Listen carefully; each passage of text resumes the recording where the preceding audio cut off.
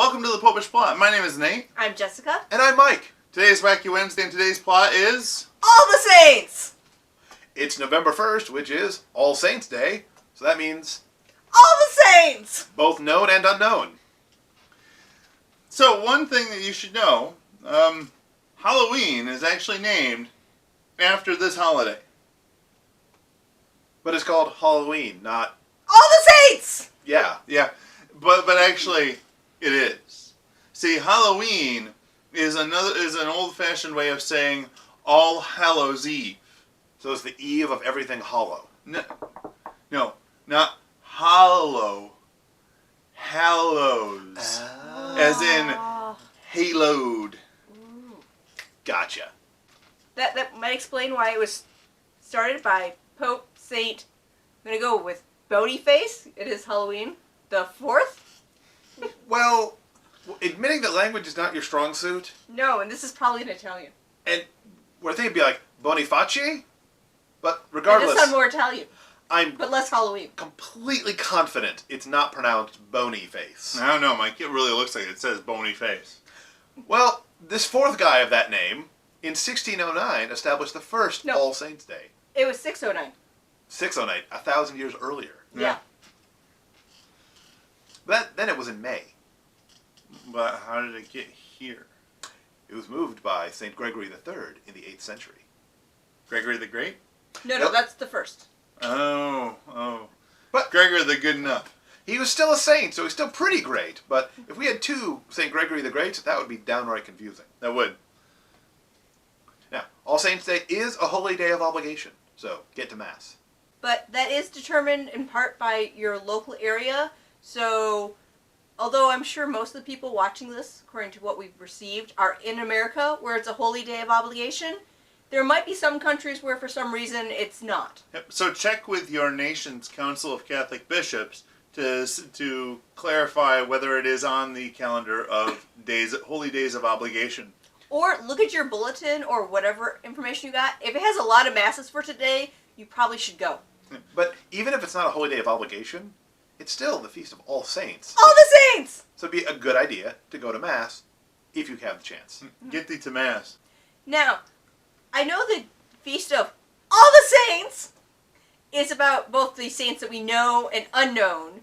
And so we can't really talk too much about the saints that we don't know. It is hard to just talk about people that are unknown to you. Yeah. True. But we can discuss the known saints. And as our show has already had 2 patron saints, and we haven't explained what that is too much, I thought we could go over other patron saints. Okay. I like it. I can see that. Especially since the process for becoming a patron saint is fairly inexact. So, Mike, do you have a favorite patron saint? Well, one patron saint that I really like is St. Joseph of Cupertino, who's the patron saint of air travel, pilots, and even astronauts. Was he in space? Did he fly a plane? He lived before planes were invented and before space travel. Wow. He was a Franciscan friar, but it makes sense because he was known, when deep in prayer, to levitate. He levitated so frequently that his fellow Franciscans actually sometimes would attach a cord to him and tie him down to the ground. So he'd be there, communing with God, floating, kind of like a balloon. So I bet he's also probably was the patron saint of hot air balloons when that was big. I would imagine so. Me personally, I've always been a fan of Saint Barbara, one of the 14 holy helpers whose evil father was struck with lightning after her martyrdom. And as a result, she got dibs on pretty much everything that goes boom. Fireworks, lightning, fire, cannon fire, explosions, mine collapses. If there's a chance it could go boom, she's the person you probably want to pray to. St. Barbara sounds very exciting. I know, right? I know. And there's also the patron saint of television. That's got to be somebody who lived in the 20th century, right? Yeah, somebody new, right? No. She's been a saint for a long time. I mean, she was a friend of Saint Francis of Assisi. Wow, that is a long time. That's like the 1200s. Exactly. They didn't have television. No. No, but Saint Clare is the patron of television because one time she was too sick to make it to Mass. So she had a vision in her room of the Mass that was taking place, down the hall in the chapel or wherever it was located. Wow. So she had the first television vision. And that was the first televised Mass.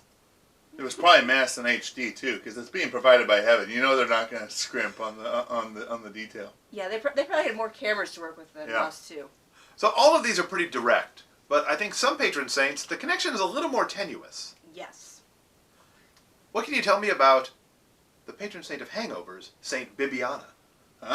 Well, she's primarily known as the patron saint of hangovers, not because anything in her life was connected to hangovers, but rather there's a plant that's known to grow on and around her burial site that purportedly is very good at curing hangovers. Huh?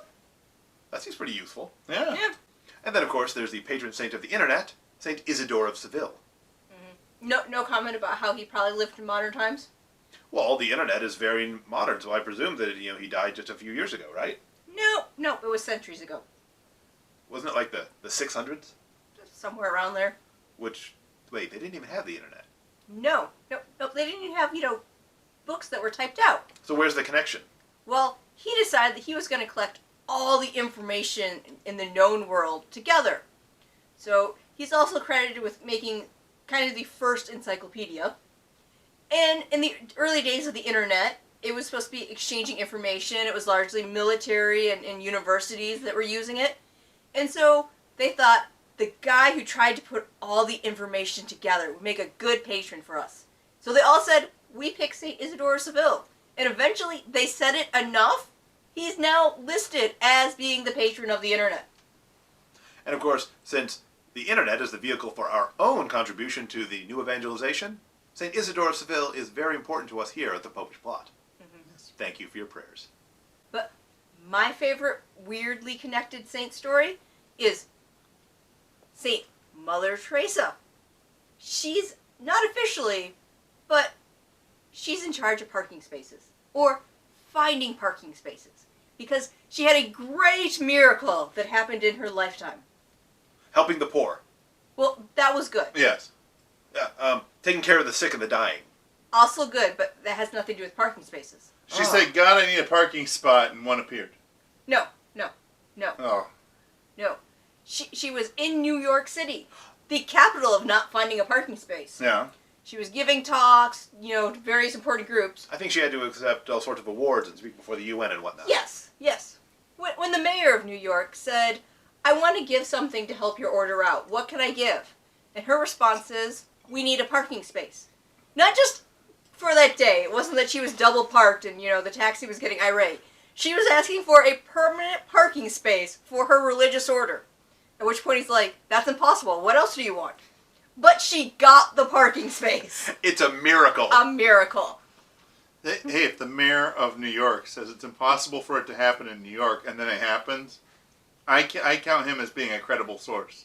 Though it should be noted that Mother Teresa is not the only saint known as a mother who can help you get a parking spot in New York City. Is this about Mary? Because she's pretty much in charge of everything, so that doesn't count. But No. beyond her. Okay. No, he's referring to Mother Cabrini, Ooh! who was a New York City resident and is an unofficial patron of finding a parking space because her name fits in the rhyme. Mother Cabrini, please find a spot for my little machine. See, that doesn't even make any sense, because the word is not machine-y, it's machine. But she lived back before there were cars, really. It was a horse and carriage day. So perhaps if you explain you need a spot for this machine, it makes more sense to her. Plus, it follows the rules for a rhyming saint prayer. Yes. There's more than one rhyming saint prayer? You mean you don't know? St. Anthony, finder of lost things. Tony, look all around.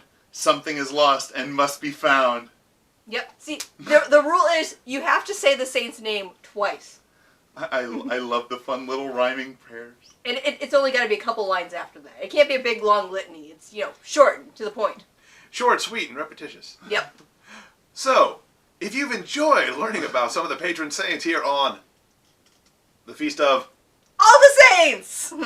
please subscribe to our channel, ring the bell so that you'll be notified whenever a new video is released, and while you're here, go ahead in the comments below, tell us your own favorite awkward rhyming saints rhyme. Yes. And if by some chance you can't think of an awkward saint's rhyme, feel free to go ahead and comment below with your favorite patron saint. Perhaps we'll feature them in a future Saintly Sunday.